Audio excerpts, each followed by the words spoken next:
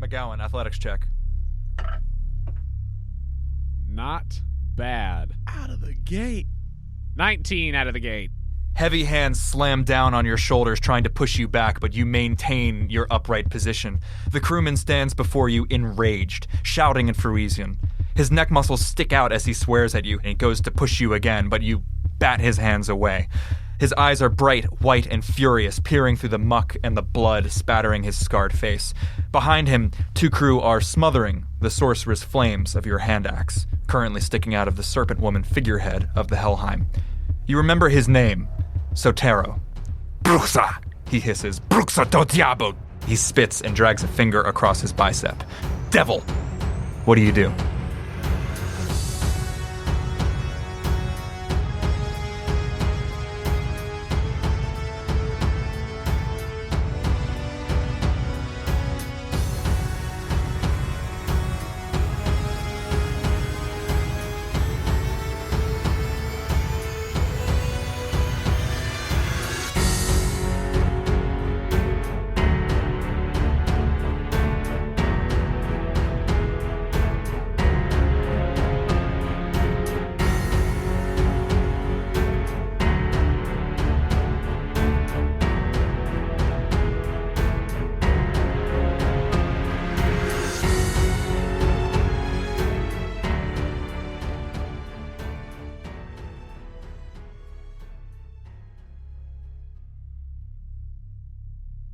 You listen to me.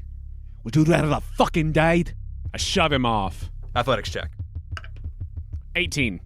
Oh, I think he throws your hands back and you push this large Freusian crewman with his potbelly back against the railing. And he is about to hurl a fist or maybe reach for a knife in his pocket, and Arn is there. He cuffs him once across the face, Sotero, and Arn's big meaty hand clamps on your shoulder, pushing you back. And in a second, he is establishing order. Atu simultaneously is sending crew after the stricken men in the muck below, one of which Jøra has hefted over her shoulder. A long sling is produced from Atu's pocket and winds around his fist as he scans the tree line for more spiders. Barely 10 seconds has passed since the attack ended, and Arn has sent crewmen to either end of the ship, ordering, "You four, stern, you, port, dig us out. We leave in 5. Arn bellows the last sentence. Thank you, 5. Thank you, 5. Arn bellows the last sentence. Atu, still swinging that sling from his hand, paces the deck and ducks close to the captain to murmur something in his ear. The captain nods and straightens up and stalks to the stern, an angry panther, deftly stepping over muck-soaked coils of rope, the quartermaster, Hawa, in tow. A streak of crimson runs down Arn's left forearm. What do you do, Jøra, down on the ground as men begin to throw ropes over and try to haul up the stricken crewmen? I assume she's helping in any way possible. Great, just give me an athletics check. 16. Yeah, I think you actually lift the crewman who appears to be paralyzed in some way. He is still breathing, the one that was bitten by the spiders, the one that you jumped in, jumping off the stern like a falling angel to intervene. You are able to lift him out of the muck. Your feet are actually sinking somewhat into this slime. The water, the tide seems to be coming in. And you lift him up, and he is taken up over the railing and into the ship. Sotero glares at you one more time, MacGowan. His mustache bristles, his potbelly quivers, and then he drops over the side, joining the men digging the Helheim free. What do you do? What are the things that Arn assigned?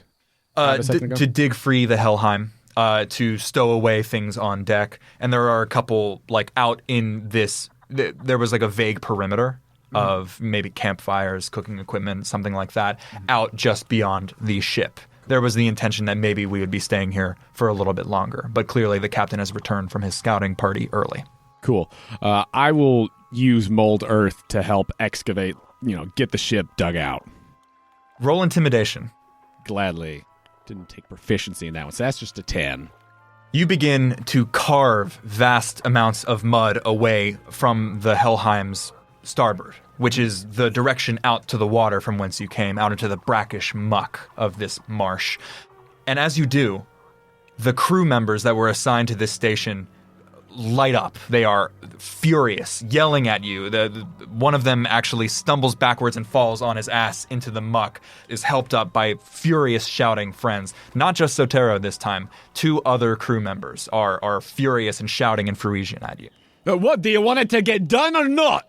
They are hauling themselves up and shaking their heads, drawing that thumb across their bicep, but they seem unsure what to do. They don't want to attack, and they don't want to disobey Arn's orders. Locked in this shouting match with you, just neck muscles cording and bulging.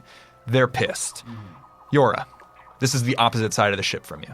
Are crew members all aboard? All the injured are aboard? As you lift up that first one, you then assist the men that are already taking the 2 fly-stricken ones. And you can see that they're in a similar sort of state, but they have puncture wounds, as though they've been struck by mosquitoes and such. Once all of them are on board, I think the next thing that would make, I think she's very at home in the mud. Mm-hmm. And, she's not wearing any form of armor, so I think she's at home there. So I think she's either gonna go help dig out the boat, or I don't know if people are pushing to get it out to water, you know what I mean? Well, almost like blocking sled football, right? Just line up behind it and start pushing it out. Absolutely. And I think you join the crew of people that are pushing the bow of the boat so that when it eventually does go into the water, it will slide forward and not sideways. Yeah. So I think you are angling the boat, bringing the bow to face out into the water. And you see the 2 faces of Zakar and Aaron, peeking over the railing at you. They seem worried. I mean, if she sees that they seem worried, she's going to shout up, "What are you worried about?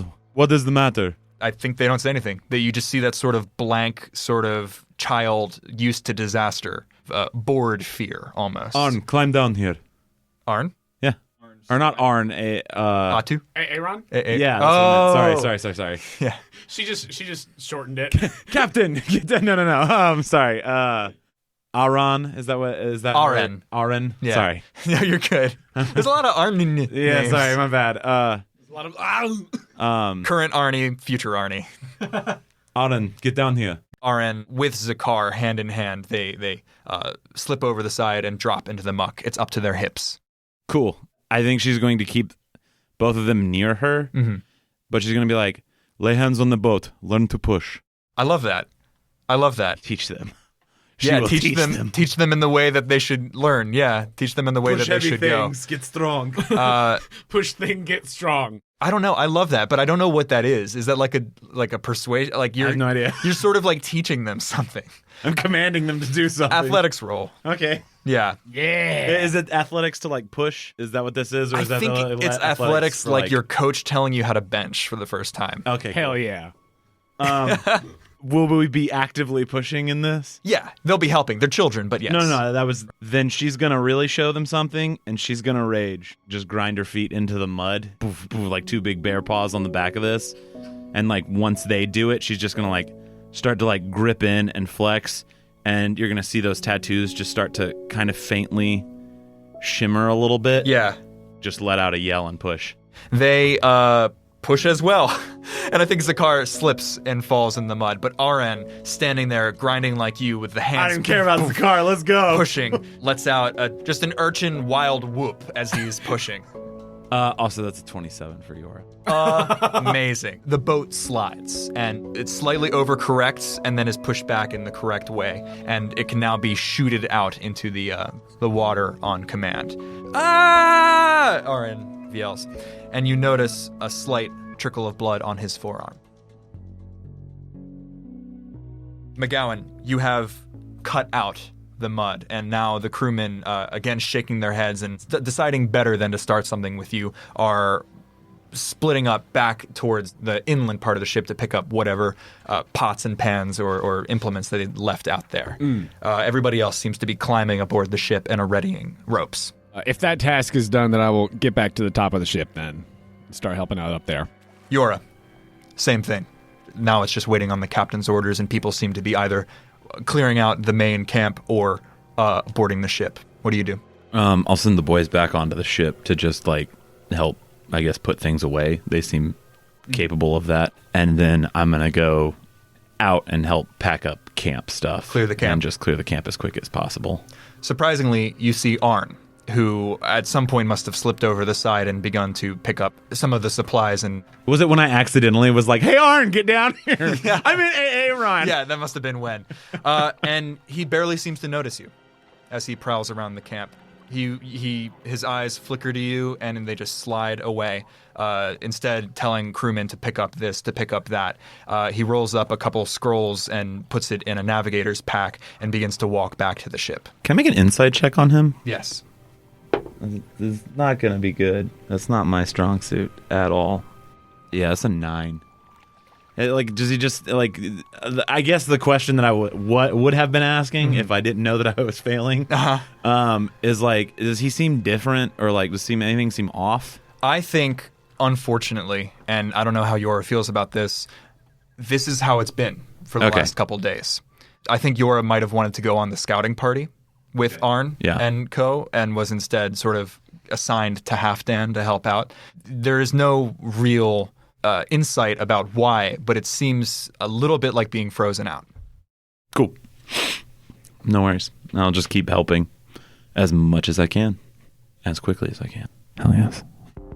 Najma, Yes. you fall. Okay. Something went wrong with Chell's teleportation circle. There's a sound like an electronic sizzle, like a beep or a break or a tear. And then you are falling to earth, whipping, spinning, and tumbling through the air. The world is a dizzying blur of greens and blues and the bloody hues of sunset. What do you do? Can I try to like whip around to see if I'm by myself, like if Lilith is falling with me, or if I'm just like free falling? Perception at disadvantage because you are tumbling through the air. Joe, why do you hate me? I'm just kidding. 9. The one thing that you are hit with is the wave of smell. It's the one thing that you instantly recognize when everything becomes a violent blur of color tumbling down. You are not in the savannah anymore. You are not in that dusty arroyo. Okay. Something splatters your face even as you fall. Oh God. What do you do?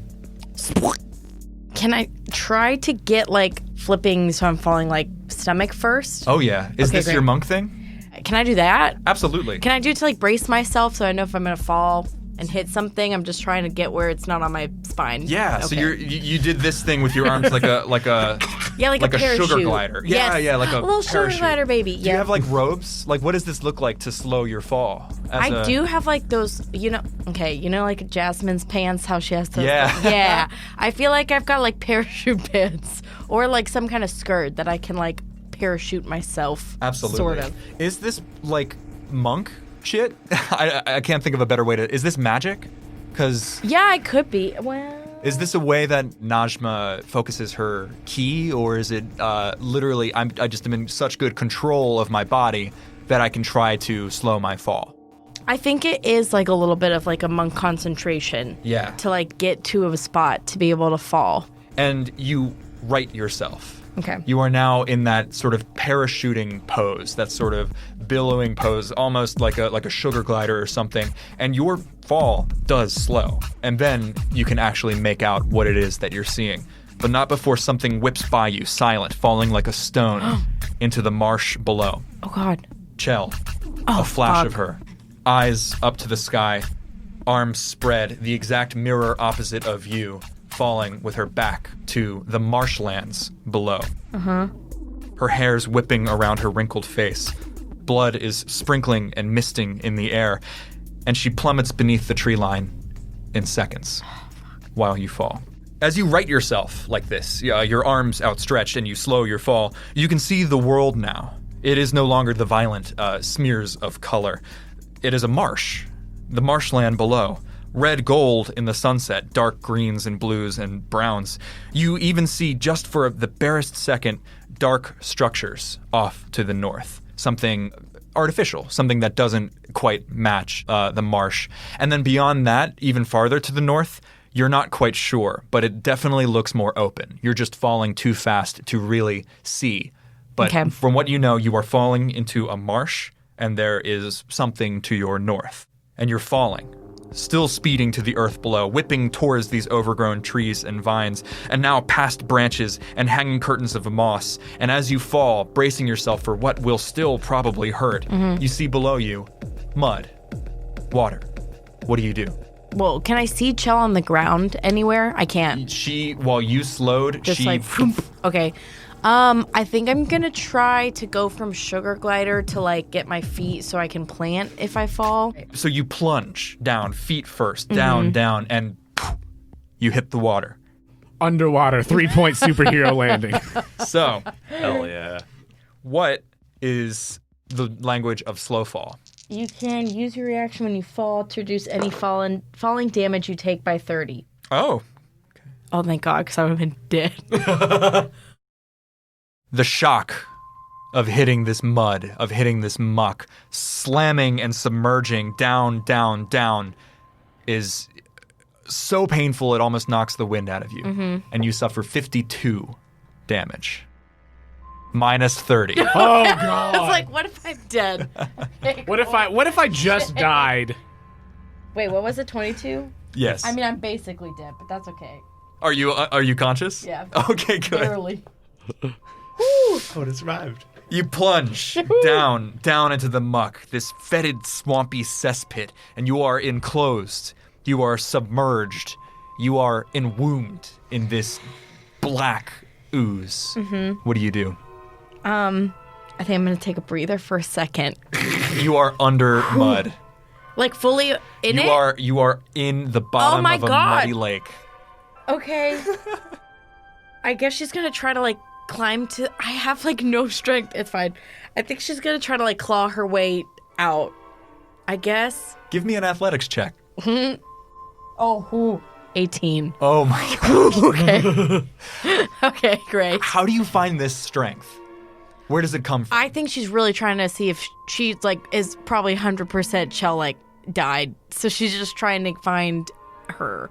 Is the drive. Just find Chell. Find Chell. This person you've been protecting for the last 12 hours, essentially, injured as she was. And you are clawing your way. You somehow know which way is up, thank God. And you eventually break the slimy, mucousy surface of this swamp. And the air is a lot darker here under the tree line than you would expect from the gorgeous, bloody sunset that you saw just seconds ago. The boat is ready. Where are you? What are you doing? Probably rowing, because I assume with 3 people incapacitated to some extent that there's more of a need for rowers. You're absolutely right. There is an imbalance now. There is a lack of manpower. Arn is, after helping transport 3 of these stricken crewmen into the main hold, having thrown out a tarp and laid them down, Atu is seeing to them. Arn himself takes the oars as well. Instead of shouting orders, he himself is somewhere near the stern, probably not far from Jøra, directly on the opposite side of Jøra. Arnold. And even though you are all really powerful specimens, this ship is feeling the lack of men, the lack of crew members. This goes on for quite a while before Atu eventually calls a break and reduces the rowing crew to about 4 just to keep on course. The boat is somewhat suspended then in the middle of this marshland as you are creeping ever further into this murk. Atu makes eye contact with Arn, who walks into the hold. You have a 5, essentially. A 5-minute break. Thank you, 5. Atu, What was that? What? You said it earlier. That was Andrew, bitch. Atu looks at you. Did you actually say No. it? I think Atu does clap you on the shoulder as he walks by, and then he stops and looks at you and looks around. Where is the Geist? Right, that's a good question. Jøra, you seen where Mark went? He disappeared, but he has done this before. He will likely return. We have the king's body. Hey, that's true. He's not going to go anywhere without that. Is there a problem? Atu? Oh, shit, we left Mark! Damn it! What's that, you Also, drinking I got overboard? full Love Island garbled there. I said, hey, when I I'm going know. I was like, hello. I heard that. It made me smile, and then I was like, I'm not going to say anything. Sotero calls from the front. He calls from the murder. He calls him the murder. Oh, God. Sotero calls from the front of the boat. The spirit's murdering is done. Why would he stay?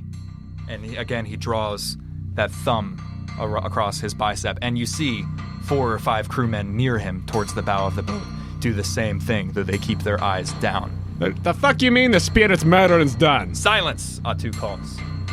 And the men, after some grumbling from Sotero, again put their heads down, supping on whatever water flasks they have. Sotero makes eye contact and tries to eat a rotten crust of bread. He doesn't react. MacGowan's over these people. Jøra, Arn says from the hold, beckoning. She goes. Atu has reclaimed order in this way, and Sotero and his group of crewmen towards the bow are once again self-contained, not even looking in the direction of the stern. And as you have this break, is there anything in particular you're looking to? I think I'll go check on the king's body. Yeah, I think it is in the hold, and as Jøra has just walked up to the hold, and you do as well, I think Arn holds up a big palm and says, "A minute, if you please." Oh. Right then. Was going to check on something unrelated. And the hold door closes, and Jøra, you are in this dim light with the 3 men on the ground in the tarp. And I think Arn is helping, as he was in this sort of form as like either a cook or in some way trying to pick up the slack from the multiple dead crew members, including the surgeon and the cook. I think Arn is just trying to wipe the beaded foreheads of these men, who are now relaxing somewhat, but they are still moaning and seem to be unconscious. They are not in that paralyzed rictus any longer. Arn gestures just off to the side where a low voice would not be heard by Arn and co. This is perhaps the only conversation you've had in probably 4 or 5 days. He still will not look at you. "We make for the village the smugglers called Pissmire. Humorous, yes." That's Andrew. It would be Jøra? No, it's definitely not Jøra. Andrew just loved Pissmire. I want to live there. Oh, God. I want to go to there. I went to sometimes go feel to like I live Pissmire. there. Well, they don't Right. call it Pissmire, the smugglers call it Okay, Pissmire. sorry. It's not like, "Hey, welcome to Pissmire, everybody." That concept broke me completely out of the universe in the sense of like I was expecting like it's called like Muckworth. Valheim or some like Nordic or like Middle Oh, yeah. Eastern, and then it was just like Man, I wrote that thinking like, yeah, what if the smugglers are so mean? It's just like I this love- kind no. of rough village. you They have to name it. understand. Piss They don't mire. want I to. love it, but coming from Arn, it was like the local village. Peace, my Piss pots. It's just like Shithole. my brain was all in one direction and then completely shifted, and I was like, "Whoo!"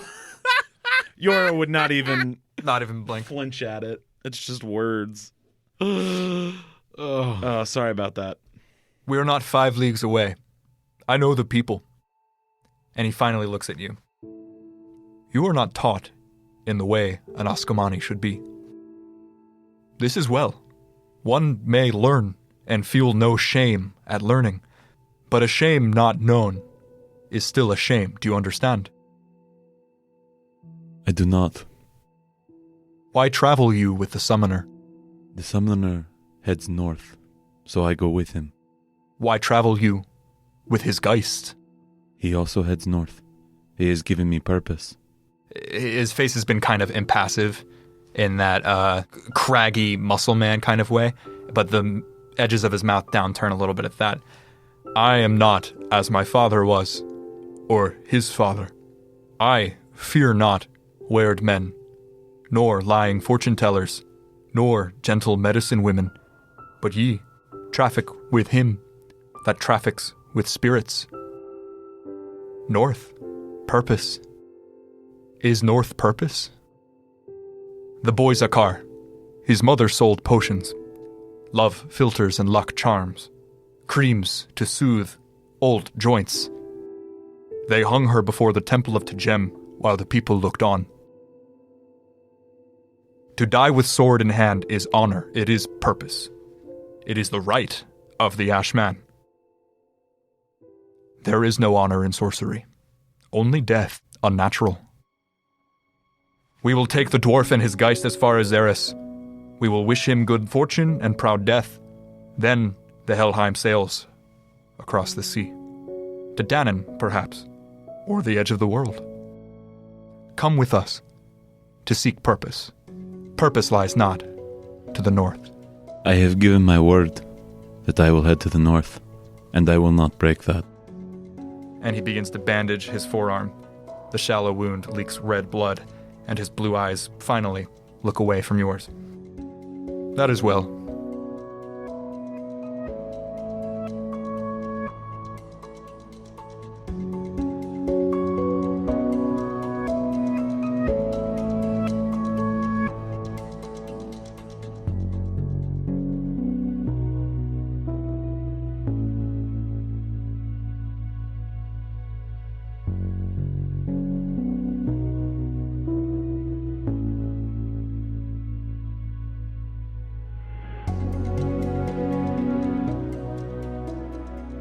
Hello friends, Jonah here to say thank you for listening to this episode of Bound. I'd like to take a moment to tell you about our incredible partner, Dice Envy. Their ultra-popular Infinity Dice are back in stock, both the original console and Hylian editions. I'm big fans of both of those. So if you're blasting off magic missiles or chugging health potions, you're going to want these bad boys in your hand. You can get 10% off of your purchase at Dice Envy by going to diceenvy.com/questco or by using promo code QuestCo at checkout. That's QUESTCO for 10% off of your entire order. If you're a fan of the Quest Company, please do us a favor and go to our page on Apple Podcasts or wherever you listen to your podcast and leave us a rating and review. It's a huge help to us and we read every review that comes in. And if you really love what we do here at the Quest Company and you'd like to take the next step in supporting us, please consider becoming a Patreon subscriber. For as little as $2 a month, you can help us with necessary expenses, help us continue to improve the quality of the show, and get access to exclusive content and patron rewards. If you'd like to give us that support, you could do so at patreon.com/questcompanypodcast. You can find a link to the Patreon on our website, questcompanypodcast.com. If you'd like to contact us, you could do so directly through our website or by finding us on Instagram and Twitter at The Quest Company. You can also hang out with us in our Discord that we have for both Quest Company and Quest Code Jr. The link to that is on our website and Twitter. We had some awesome fan art come in this week. Thank you to Brad at BradOxnam_sketchart on Instagram for sending us some incredibly cool and muscular art of Jøra, MacGowan, and Ma'at. Y'all, you gotta see these. They're so good. If you haven't, go check them out on our Instagram and Twitter or in the fan art gallery on the website. And if you have fan art of the podcast that you want to share, just make sure when you post it to tag us so that we can see it. I'd like to thank Joe Leitess for running the game and editing this episode, along with the artist whose music is featured in it. Thank you to Aakash Gandhi for the song Eyes of Glory. Thank you to Coyote Hearing for the song Cicada Killer. Thank you to Bodan for the song Gaia In Fog. Thanks to Daniel Birch for License to Kill and Danger Drone. Thank you to Engel for Brand New World and Mist and Clouds. Thank you to Amulets for the song Nocturnally and Visceria for the song Seething. Ambient sound by tabletopaudio.com and Soularflaire. That's all for me, so let's get back to the action. Thank you for joining us here at the Quest Company.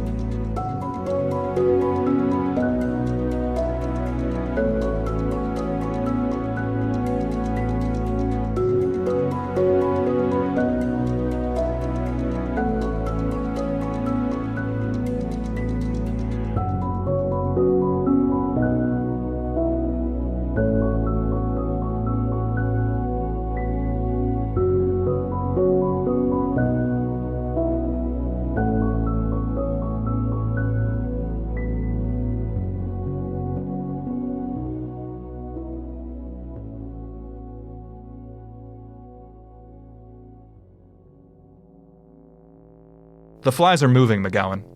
The dead flies, on the deck. The ones that you burnt. They move, but not as flies move.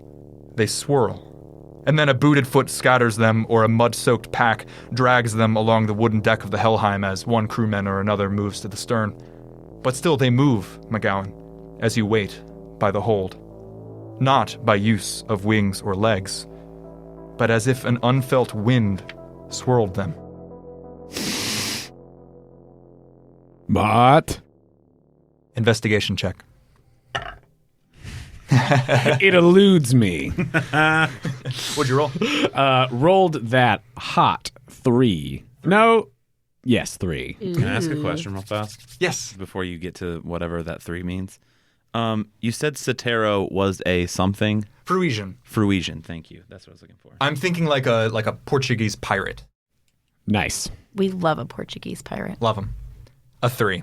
I think I say it under my breath, just kind of noting the other crewmen and everything. But then I'll go over and actually look closer at what's happening with these flies. They're aligning somehow. You see a curve or a straight line, an image. No, a letter. B. A. S. And Atu sweeps through the flies, scattering them as he walks to the stern. The flies go swirling off into the bilge, their carapaces pattering on the deck. I just sort of look around, and just under my breath I say, all right, I know you're there. They move again. Off now, in the edge, in the bilge. Shapes forming. Shakier now. The flies assemble. T. One fly jerks out of place of the T, twitching, and the other flies remain. R. A. 2 more flies twitch, stiff legs now moving again, skewing the letter. I. All flies wriggle, desperately now, as though living again, twitching against the unfelt wind that shapes them. And just as the flies spell one more letter, T, they burst. Their eyes burst with tiny strings of green, blooming stems and minute needle leaves, and before your eyes, breaking through black carapace, brilliant orange flower petals. All shape, all letter is lost now, overgrown, entangled, and bursting with this half-life, which even now dwindles as flower petals wither and fall and turn to dust on the deck of the Helheim. An actual wind sweeps away the dust, and the communication ceases. Okay, I really thought I was about to say bastard. That did not go as I anticipated. Did anyone else seem to have noticed that this happened? I think as you straighten up, looking at this, there is a squeak, and you see Sotero suddenly behind you, now facing away from you, walking back towards the bow. I won't confront him. Atu gives the signal. Jøra, what do you do? I think at the command, she's going to turn to head to her oar, and she's going to look at Aaron. Aaron, damn it. Hey, Aaron. I'll get it eventually. Aaron, and she's like, boy, come row with me. And she's just going to head out and assume he follows her. Love it. Give me another athletics check, because you're doing your mama weightlifting coach thing. 16. Hey. Aaron tries, and he does very well. But as you continue and as this steam builds back up as you head towards I assume we're on the same oar. Yes, the ill-named Pissmire. Mm-hmm. I think he has to stand up, to go with the whole range of the oar. He's favoring his right arm. That injury is concerning Andrew. Yes, correct. It is not concerning Jøra. What is? So that injury is concerning Andrew. It is not concerning Jøra. Yeah. I saw BAS. I was like, oh, bastard. Nope, not bastard. Not bastard. Yes. Love it. Sometimes my brain can wander, but I'm very focused right now. I do a lot of meditation these days. I keep noticing my brain, my mind, as a thing moving in directions. I imagine it like a weird boat that changes its shape. Mm-hmm. Anyway, Oh, Joe. Hell yeah. What? It's just so tender. I still can't get over Pissmire. Yeah, you dick. He was so in it. Wasn't. And then It wasn't even about that. I get you, It's dude. not the name. It's just my brain was on the topic of brain. I was fully ready for Valheim. I was ready for Dragonstad. Oh, I believe you. you know what I mean? And then he was just Pissmeyer. And I was like, ooh, can't. Where's my art? Where's our friend? But he's not a person.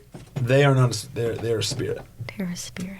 Or Not a spirit. No, they don't like being called a spirit, Like the will-o-wisps but they're from Brave. But they're not like a regular human. they don't seem like a regular human. No. Yeah. Great. Chell is dead. Oh, damn it. I fucking... She lies. Sorry. You're good. Sorry. I was like, Hey. waiting. That's the reaction I'm hoping. I mean, as long as it's not like, whatever. Okay, no. It's okay. She's old. She was old. She was old. Damn bitch. And she looks old and small, spread eagle and crumpled as she is. I don't think she hit the water. Yeah. I think she hit part of the raised roots and muddy path that you now find yourself on. Her eyes are closed. Her ears leak blood into the mud. But she nevertheless is looking up, and there is no real image of pain or distress on her face. Except for everything else, she could be asleep. Okay. Already flies are buzzing around her maddeningly. It's been maybe 3 minutes since you pulled yourself hacking and bruised out of the mud. She is missing her lower half, Oh my god, like her body? a clean bisection at the waist. The smell of blood and the buzz of the flies is true horror. What do you do? Ooh. I think I want to just kneel down by her, and I'm just gonna say, "Oh, Chell, mi precious," and then I'm gonna get the mud and the blood and mix it in my hand, and then draw a constellation across her forehead. Gorgeous. Is this like a goodbye ceremony or something? Yeah, I think it's just her because she looks asleep, trying to create like a dream for her through the constellations. I love that. And it's the one like right near her elbow, and Yeah. it's like the lover's constellation. Her hands are tightly clasped, and as you do this constellation, the left one relaxes, and there's just a white feather, a white downy feather in Okay. her hand. Can I take it? You do. Okay, take it. And in her right hand is just a simple willow wand. Can I take that? Yes. Okay, take it. Sorry to loot you, show. You also have her bag from earlier. Yes. Okay. What do you do? I think I'm going to take off my clothes, but I have like a special, I hate using Disney reference, but it's like the Esmeralda, like shimmery that has like a bunch of stars on it. That's Yeah. just, I'm going to like wrap around. But I think I'm just getting in like my undergarments because it's muddy and heavy. Yeah. You're trying to. And I'm fucked up. You're really fucked up. Yeah. How do you feel?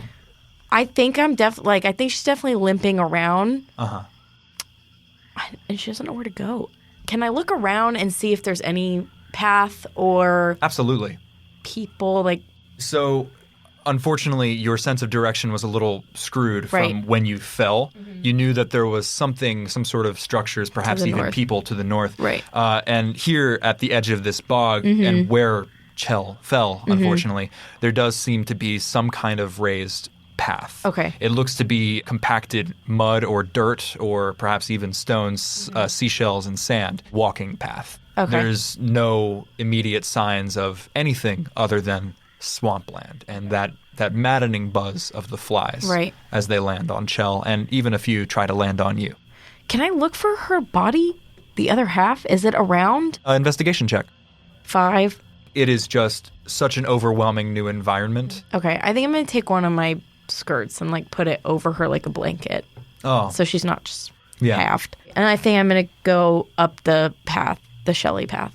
you begin to pick your way. Yeah. It seems to loop and mosey around multiple pools, each of which creak and croak with various life. You can see frogs leaping into the water. You can see many different types of iridescent bugs and beetles, dragonflies buzzing around. In the higher branches, you can hear the calls of birds, and even once a crocodile slipping deep into the marsh, eyes gleaming, submerging under the water. And you head along this path. Great, we're in the Everglades. Carol Baskin. Carol Bass. Carol Baskin, The final form boss. That bitch Carol Baskin. you walk this muddy path, and eventually you see signs of life.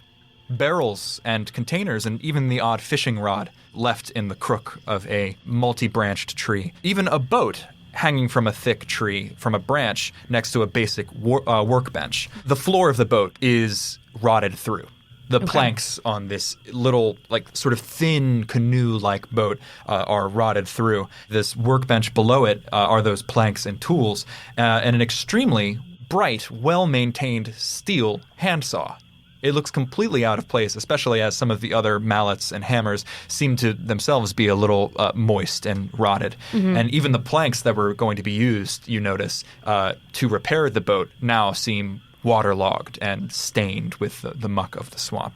But this steel handsaw, bright and shining in this full gloom. I think the sun now is almost completely set, and you are navigating by the faintest illumination from the sky above and possibly the lightning bugs that are now beginning to sort of trickle in among the treetops above. What do you do? I think I want to look around to see if there's any, like, sign of somebody, footprints or something that's coming for the handsaw. Sure. You just walk on up to the handsaw and you see a rotted leather case and a knapsack out of hemp or some other woven fibers and a rolled scroll. Can I open it?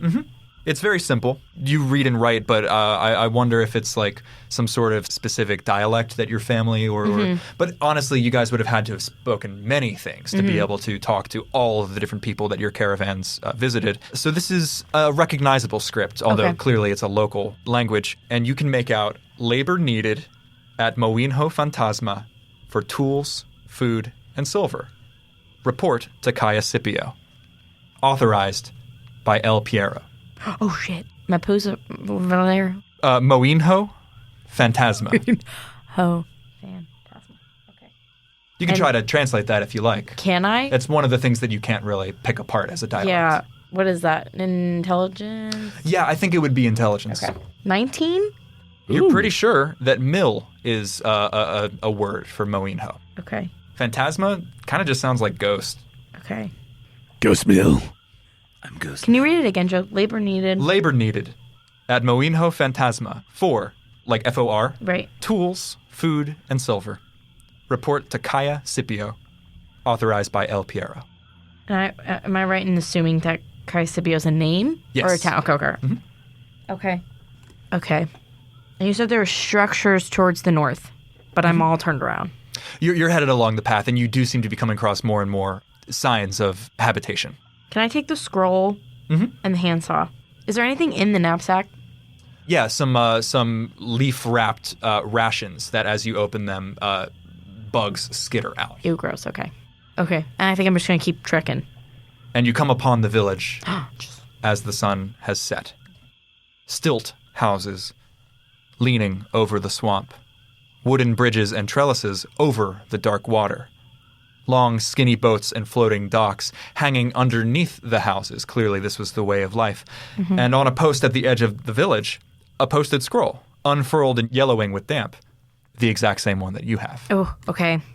And you hear a voice. Oh, my God. You're going to have to pay for that. You're going to have to pay for that. I'm not made of money.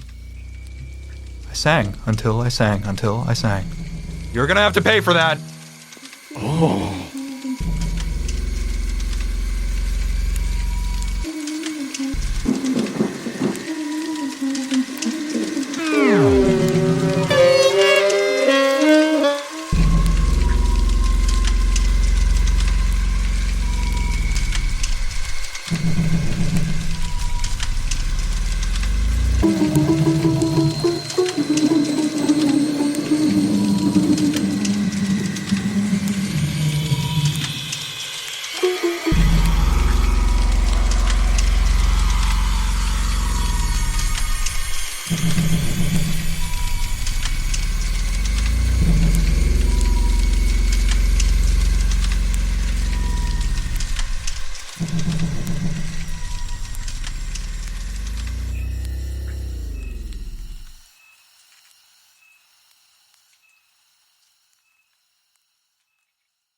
I'm in a town, y'all.